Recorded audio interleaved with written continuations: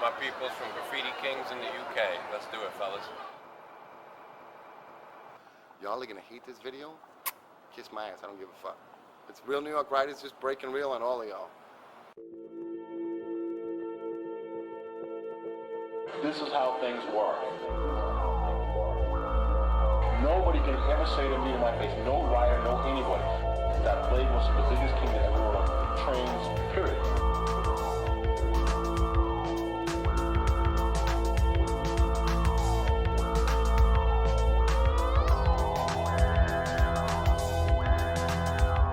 I didn't really hit the yards and stuff when I was coming up because there was just too many good blokes out there. And I mean, blokes would come 15, 20 deep and they would steal my shit.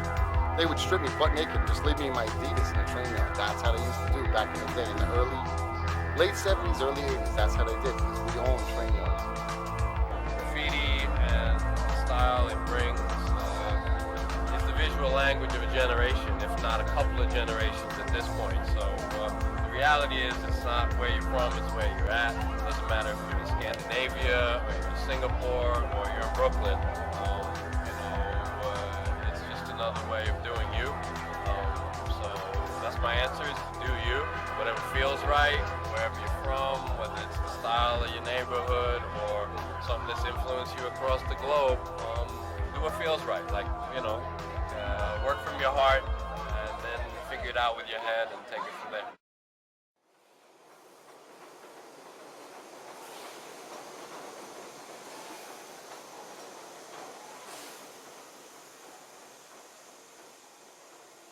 To any real true writers, you're gonna get hate. The more you're hated and the more niggas talk shit about you, it means whatever the fuck you're doing it right.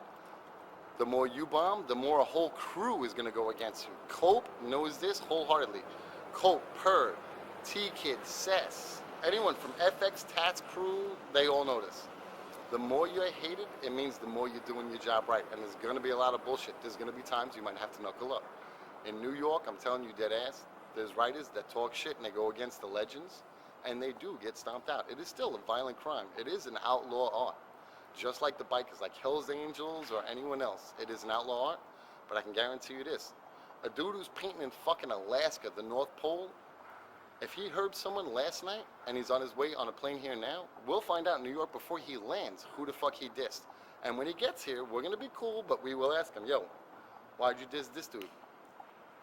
That nigga painted this fucking icicle and you heard them, why? Believe me, it's a tight-knit culture, and if you, worst thing you can ever be in graph, period, a rat. You rat one time. Cops, bobbies, I don't care where you're from, MI6, MI5, all of these niggas are full of shit. They're gonna scare the fuck out of you. They're gonna come after your wallet, your money. They're gonna tell you, we know who you're writing with, we know you've done $10,000 worth of damage. Fuck them. Until they show you a goddamn photo, fuck them. They're full of shit. Get me my attorney is all you gotta say. Get me my attorney and keep your mouth shut. The minute you become a fucking rat, you're fucked in this culture for life. For life. And I don't care how nice you think you are. Rat one time on any of your fucking squad. Believe me, there's Tats crews, How and Nazem. Y'all know who I'm talking about. There's people in Germany, I'm not gonna mention your name, but you know who you are. Fume, in Germany. You a trick, nigga. You make me look bad, and I'm the original motherfucker. Fume, you fucking up. Watch your mouth, son. The true essence of hip-hop.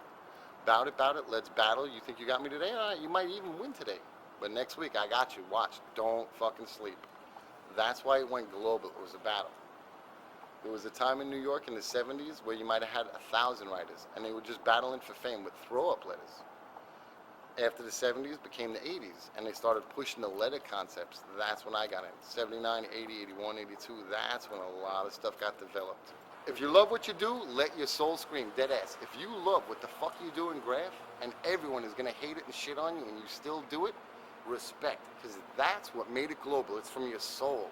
Let your fucking soul scream. Let the planet hate it. It was a gift from fucking God. It is a new art, hieroglyphics, everything. We got the new hieroglyphics. Believe it, and it will live forever. There'll be that one piece that you might not even know that you did it as a bullshit piece on a tunnel, on a wall somewhere that'll never get buffed, and it'll run for 20, 30 years. And you will bug out when you see it in a book 30 years later. And you get love in the book because it's the book you wanted to be in with all the top players from your world. It's an art form that's not loved, it's not taught in universities, but it's a global art form. Why? Why? Because it's taught in schools, it's taught in lunchrooms, it's not taught in universities. It's one friend to another friend. It's usually people that are struggling and ain't got jack shit to work with either. But that's where it comes from. We have a voice. We have a speech. Know us. We are here. I might be from the hood. I might be the brokest motherfucking hood rat you've ever seen. But you look at my name every day on the train. But when you go to work, you've seen my tag on every fucking building for 100 blocks.